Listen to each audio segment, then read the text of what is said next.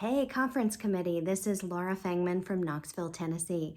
Just wanted to touch base because I received an email moments ago saying that the call was still open for speakers for the NAR conference, and you were looking for things that had examples of boosting productivity and repurposing technology and tools for unprecedented times. And it occurred to me that I've just debuted a class. Yesterday was our very first run through that might hit a bunch of those wickets. So the class is 3 easy steps to blogging. I'm calling it Blogs Not Dead. I wasn't planning on submitting it, but because it hit so many of the wickets of things that you were trying to promote for our members, I thought it might be helpful.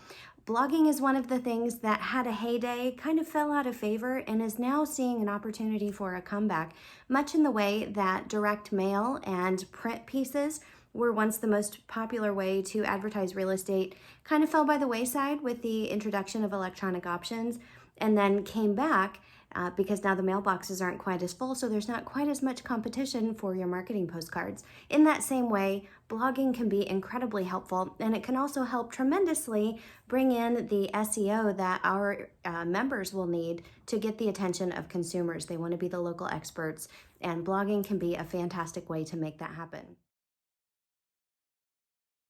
So let's get into this. Looking here, welcome to the future. We're looking at virtual open houses. Guys, this is going to be something that we see a lot more of. I know that this spring, as we were all kind of doing our different stay-at-home orders, different states had different rules, different counties and different associations were kind of functioning in different ways. And this idea of virtual open houses became really popular really quickly because we still got to get the work done, right?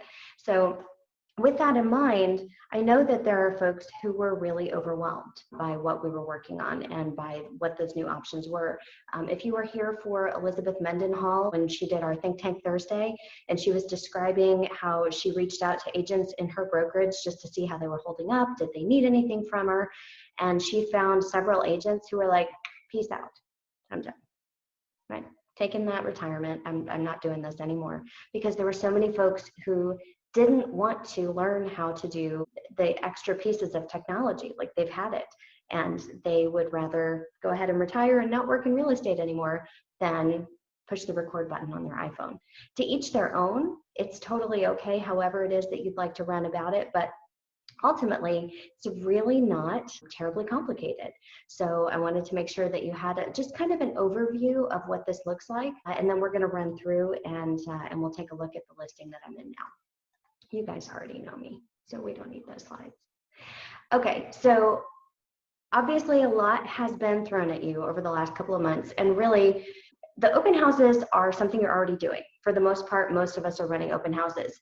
Even if you were not doing an in-person open house, you might want to consider starting up virtual open houses, because the downsides of the in-person open house go away when we do it in the virtual space. So it may be something that you want to add that you weren't even doing before. So I've devised a worksheet, a template to make this as easy as possible to get organized, and to show you that it really isn't that complicated to have a fantastic blog on a regular basis that will provide value, that will give market and industry information and data to the consumers in the community, as well as give them an opportunity to get to know you as an agent and a person, because all the people out there are looking for an agent that they want to work with, that they can connect with, and blogging gives them that opportunity. So I would love to present this, whether it's virtual or potentially in person. We're going to see what the future has to bring. And if you have any questions, please reach out. I would love to chat with you more about it.